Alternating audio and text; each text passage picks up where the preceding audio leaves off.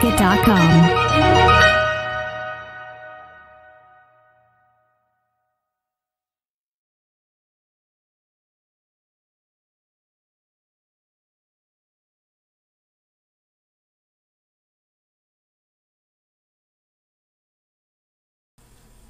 Assalamualaikum warahmatullahi wabarakatuh. Kembali lagi dengan channel Faza NDR. Bagaimana kabarnya hari ini? Mudah-mudahan selalu diberikan kesehatan oleh Allah Subhanahu wa taala. Amin amin ya rabbal alamin. Oke, sambil kita berpuasa menjalankan perintah Allah, kita sambil belajar. Pada pembahasan kali ini saya akan menjelaskan tentang antariksa dan tata surya. Pada pembahasan kali ini terdapat pada materi IPA kelas 7 pada semester 2 pada bab yang ke-6. Kita masuk.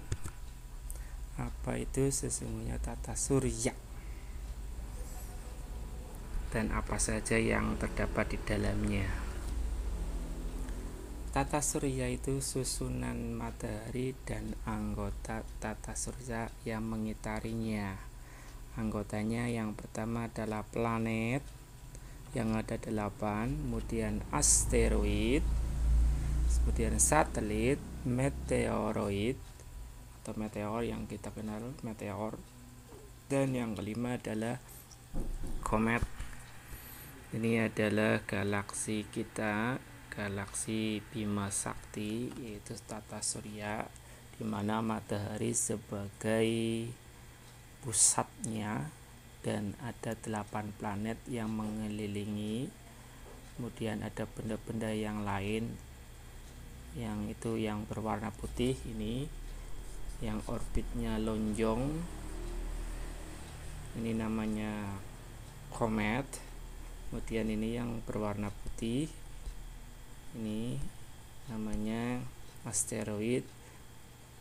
Kalau satelit yang mengitari planet-planet, adalah meteoroid, benda-benda langit, batuan langit.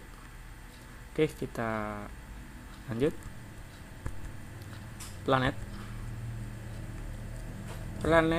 adalah benda langit yang tidak dapat memancarkan cahayanya sendiri. Jadi ada benda yang dapat memancarkan cahayanya sendiri disebut dengan bintang. Kalau yang tidak dapat memancarkan cahaya, salah satunya adalah planet.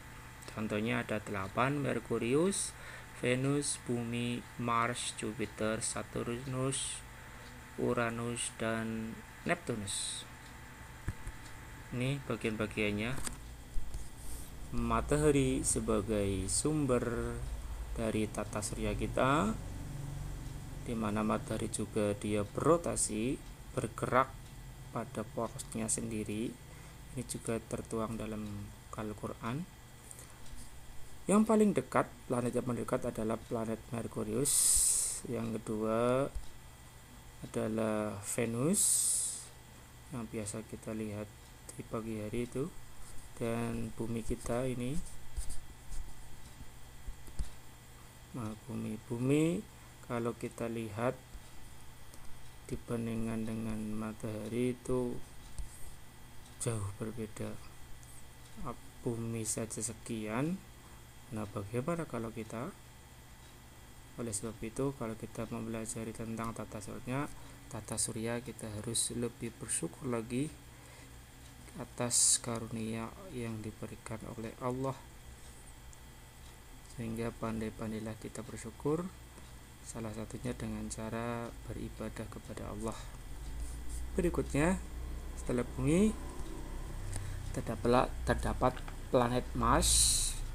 Nah, setelah Mars ini ada bagian-bagian yang berwarna seperti bebatuan, itu yang disebut dengan asteroid. Kita lanjut dulu. Planet yang paling besar yaitu planet Jupiter, dan planet yang memiliki cincin Saturnus, dan 2 planet kembar, yaitu Uranus dan Neptunus. Dan ini ada bagian satu lagi, harusnya adalah planet Pluto, tapi Pluto itu sudah tidak dianggap sebagai planet karena setelah diteliti secara mendalam, ciri-cirinya tidak ada seperti planet. Salah satunya adalah dia tidak melakukan revolusi atau mengelilingi matahari. Yang tadi saya jelaskan, ini namanya asteroid. Kemudian ini bintang perekor yang kita sebut dengan komet. Dan kalau kita ketahui, ekor dari komet itu pasti selalu menjauhi matahari. Mengapa? Nanti kita jelaskan pada video berikutnya. Kita lanjut. Nah, pengelompokan planet, ada beberapa planet dikelompok menjadi dua. Yang pertama berdasarkan bumi sebagai patokannya, ada disebut dengan planet inferior dan planet superior.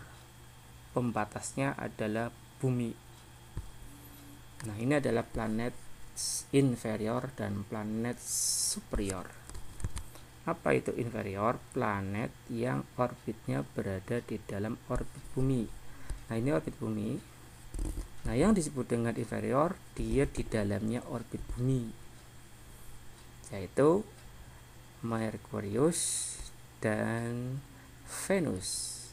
Sedangkan kalau superior, di luar dari orbit bumi, yaitu Mars, Jupiter, Saturnus, Uranus, dan Neptunus. Ini orbit bumi, ini di dalamnya inferior.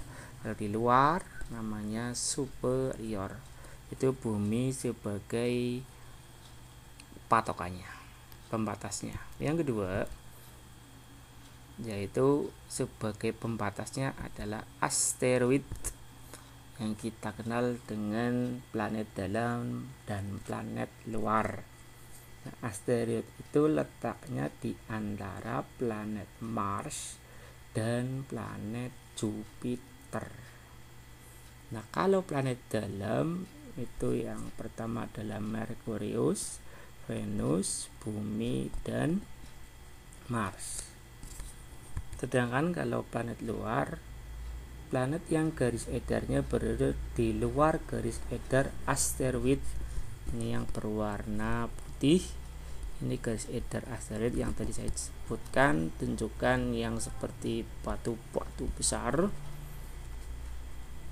Nah, bagian planet luar berada di luar dari orbit asteroid, yaitu Jupiter, Saturnus, Uranus, dan Neptunus. Nah, yang terakhir berdasarkan ukuran dan penyusunannya. Ada terestrial dan Jovian. Apa itu terestrial? Itu planet yang memiliki ukuran dan komposisi yang hampir sama dengan bumi. Komposisi yang hampir sama. Ingat, bukan sama tapi hampir sama. Yang termasuk adalah Merkurius, Venus, Bumi, dan Mars. Ini terestrial. Sedangkan kalau pada planet Jovian, ini pembandingnya adalah planet Jupiter. Planet yang memiliki ukuran sangat besar, relatif besar, dan komposisinya juga hampir sama seperti planet Jupiter, seperti Jupiter, Saturnus, Uranus, dan Neptunus. Ini Jupiter, Saturnus, Uranus, dan Neptunus. Ini disebut dengan planet Jovian. Kalau ini disebut dengan planet terestrial. Nah, kita masuk ke inti dari atau pusat dari tata surya kita, matahari. Matahari itu adalah bintang. Bintang itu benda yang bisa memancarkan cahayanya sendiri. Adalah bintang yang berupa bola gas, panas, dan bercahaya, yang menjadi pusat sistem tata surya kita. Nah, ini bagian dari matahari. Ada 9, tapi pada pembahasan kali ini tidak akan saya bahas semua, hanya 4 saja. Yang pertama adalah inti matahari. yang kedua zona radiasi, yang ketiga zona konvektif, yang keempat adalah fotosfer. Di situ nanti ada noda matahari atau bintik hitam matahari. Kemudian yang keenam adalah korona, yang ketujuh adalah noda matahari atau bintik matahari, yang kedelapan ada granulasi fotosfer, dan yang kesembilan ada prominensa atau mungkin yang kita sebut dengan gelombang badai matahari. Kita lanjut bagian-bagiannya, akan saya bahas hanya 4 saja di sini. Yang pertama adalah inti matahari. Ini matahari ini memiliki suhu sekitar 1,5 kali 10 pangkat 7 derajat Celcius. Jadi kalau kita konversikan sekitar 15 juta derajat Celcius. Wow, cukup panas. Nah, ini suhu yang cukup panas ini cukup untuk mempertahankan fusi dari termonuklir yang berfungsi sebagai sumber energi matahari.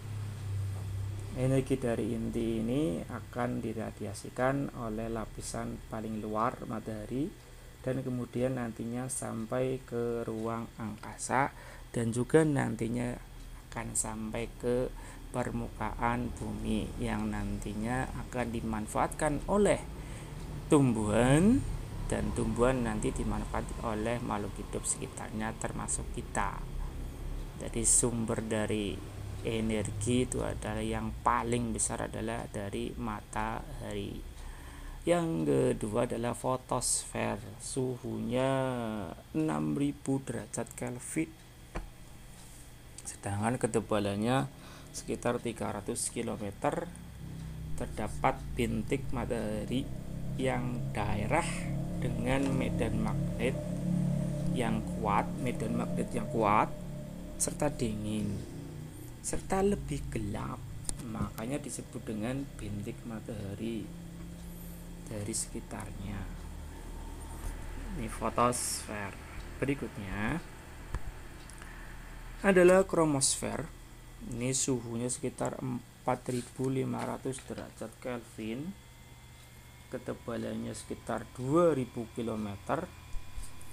Nah, kalau terlihat seperti gelang merah yang mengelilingi bulan pada waktu terjadi gerhana matahari total.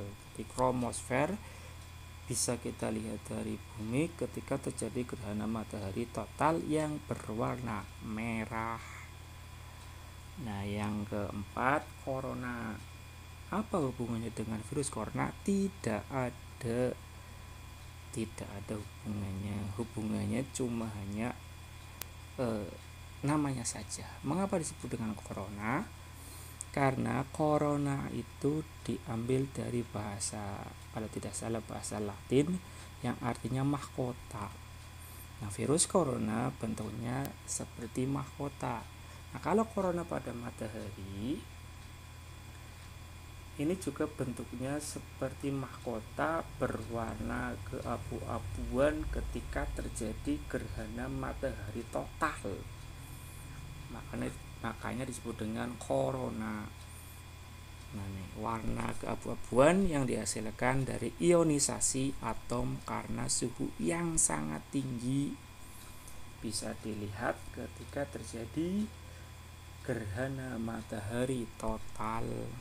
Nah, suhunya sekitar 1 juta derajat Kelvin, ketebalannya sekitar 700.000 km. Ya, corona. Oke, matahari kita selesai. Kita lanjut pada pembahasan gerak planet dan semua anggota tata surya mengikuti hukum gravitasi universal. Apa itu hukum gravitasi universal? Kita bahas mengapa planet-planet bisa mengelilingi matahari. Yang pertama karena adanya gravitasi universal. Apa itu? Planet bumi dan planet yang lainnya bergerak mengitari matahari karena pengaruh gravitasi matahari. Jadi bukan cuma hanya bukan cuma hanya gravitasi bumi saja yang ada, tapi juga ada gravitasi matahari. Nah, adanya gravitasi matahari, planet bumi dan planet-planet yang lain mengelilingi matahari. Yang kedua, gerak satelit mengelilingi planet, pengaruhnya adalah gravitasi planet pada satelit. Jadi contoh, bulan sebagai satelitnya planet bumi. Bulan mengelilingi bumi. Mengapa bulan mengelilingi bumi? Karena bulan terpengaruh gravitasi bumi. Tuh. Nah, apa penyebab berikutnya? Yang kedua, mengapa planet mengelilingi matahari? Karena memiliki massa lebih besar daripada planet. Matahari besar, sedangkan planet-planet kecil, sehingga massanya lebih besar, maka planet-planet bisa mengelilingi matahari. Begitupun juga satelit. Mengapa satelit bisa mengelilingi planet? Karena satelit bentuknya cenderung lebih kecil daripada planet. Jadi gerak planet, gerak satelit selalu berputar. Ada dua penyebab. Yang pertama adalah gravitasi matahari kalau kita berbicara masalah planet, kalau pada satelit gravitasi planet. Yang kedua, karena ukurannya planet lebih kecil daripada matahari, sehingga planet mengelilingi matahari. Satelit lebih kecil daripada planet, sehingga satelit bergerak mengelilingi planet. Lanjut. Periode revolusi. Revolusi itu adalah waktu yang diperlukan planet mengitari matahari 1 kali putaran, atau yang sering kita sebut dengan 1 tahun. Apa dampaknya? Kita perhatikan. Orbit dari semua planet bentuknya tidak bundar tapi lonjong. Perhatikan ini, matahari, dan ini adalah orbitnya. Bentuknya tidak bundar tapi lonjong atau cenderung oval. Itu ada KU, KS. Supaya tidak bingung, KU itu kutub utara, KS itu kutub selatan.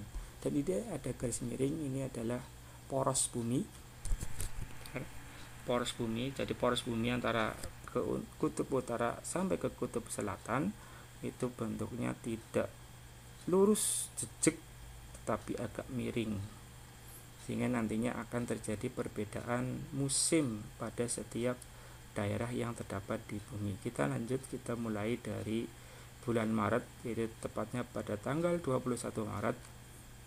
Pada belahan bumi utara, ini kutub utara, awal musim semi, malam dan siang hampir sama waktunya, 12 jaman. Sedangkan kalau belahan bumi selatan bukan musim semi tapi musim gugur, juga sama, malam sama panjang dengan siang. Tapi ketika sudah memasuki bulan Juni, maka posisi kutub utara lebih condong ke matahari, sedangkan kutub selatan lebih menjauhi matahari. Maka terjadi perubahan musim. Belahan bumi utara lebih condong ke matahari, awal musim panas. Nah, ketika terjadi awal musim panas, maka bagian kutub utara atau bagian utaranya khatulistiwa, terutama pada kutub utara, siangnya lebih lama daripada malam. Siang bisa mencapai bukan 12 jam, tapi bisa mencapai 15 atau mungkin 20 jam. Malam cuma hanya 4 jam saja. Itu bagian kutub utara. Tapi kalau bagian kutub selatan, belahan bumi selatan menjauhi matahari, sehingga awal musim dingin karena jauh dari matahari. Nah, ini kebalikan, malamnya lebih lama daripada siang. Nih, masuk ke September. Ini kebalikan dari Maret, bagian utara dan selatannya. Bagian bumi selatan awal musim semi. Kalau di sini selatan musim gugur, kalau pada September musim semi. Belahan bumi utara musim gugur, sedangkan masa malam dan siang hampir sama panjang. Sedangkan pada tanggal 22 Desember, kebalikan dari Juni, ini posisinya kebalik, kutub selatan lebih condong ke matahari, kutub utaranya lebih menjauhi matahari. Ini juga terbalik lagi dari Juni. Belahan bumi utara menjauhi matahari, utara menjauhi matahari ini di sini nanti. Awalnya dari awal musim dingin, malam lebih panjang dari siang. Sedangkan kalau yang bagian selatan lebih condong ke matahari, awal musim panas, siangnya lebih panjang daripada malam hari. Sehingga ada berbagai macam akibat dari terjadinya revolusi planet. Salah satunya adalah pada revolusi planet bumi. Apa itu akibatnya? Yang pertama adalah terjadinya pergantian musim di bumi, seperti musim hujan, musim semi, musim gugur, musim kemarau, dan sebagainya. Yang kedua, terlihatnya rasi bintang yang berbeda tiap bulan. Ini biasanya kalau orang-orang zaman dahulu itu menandakan musim akan terjadi musim apa, seperti rasi bintang Scorpio dan sebagainya. Yang ketiga, terjadinya perbedaan lamanya waktu siang dan malam. Ini tadi sudah dijelaskan ya. Yang keempat, gerak semu tahunan matahari. Apa itu gerak semu tahunan matahari? Salah satu contohnya gampang. Ketika kalian memperhatikan terbitnya matahari dari sebelah timur, itu biasanya kalau kalian perhatikan kadangkala matahari terbit dari timur tapi condong lebih ke selatan. Tapi kadangkala pula condong di tengah-tengah, kadang pula juga condong ke sebelah utara. Itu yang disebut dengan gerak semu tahunan matahari. Mengapa bisa terjadi seperti itu? Karena tadi yang saya jelaskan, poros bumi tidak jejak tapi melainkan miring, ada sudutnya. Oke, kita lanjut. Periode revolusi selesai. Sekarang periode rotasi adalah waktu yang diperlukan planet berputar pada sumbunya satu kali putaran. Membutuhkan waktu 1 hari kalau pada bumi. Kalau pada planet-planet yang lain akan berbeda lagi. Apa akibatnya? Yang pertama, pergantian siang dan malam, terjadinya siang dan malam. Yang kedua, perbedaan waktu di bumi yang garis bujurnya berbeda. Sebagai contohnya adalah kawasan Indonesia terbagi menjadi 3 waktu.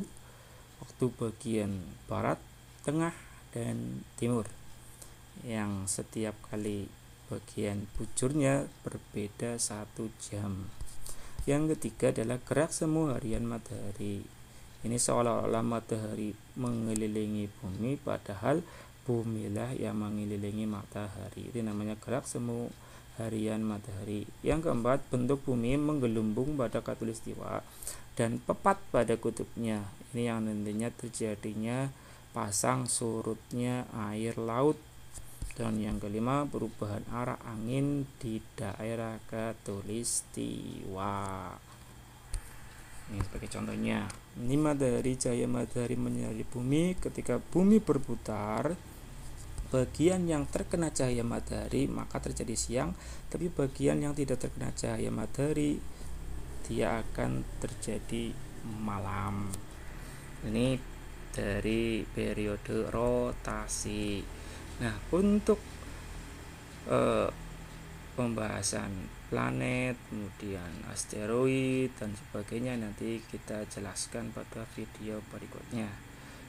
Ini mudah-mudahan bisa membantu kalian dalam memahami pelajaran IPA selama terjadinya pandemi corona. Dan mudah-mudahan kita selalu berdoa wabah corona yang ada di muka bumi ini, terutama di Indonesia, segera musnah dan kita bisa kembali bersekolah, kita bertatap muka lagi, kita belajar bersama, dan mudah-mudahan ini juga bisa bermanfaat buat kalian. Kurang lebihnya mohon maaf. jaga selalu tetap kesehatan kalian dengan makan makanan yang bergizi. Selamat berpuasa. Saya akhiri, wassalamualaikum warahmatullahi wabarakatuh.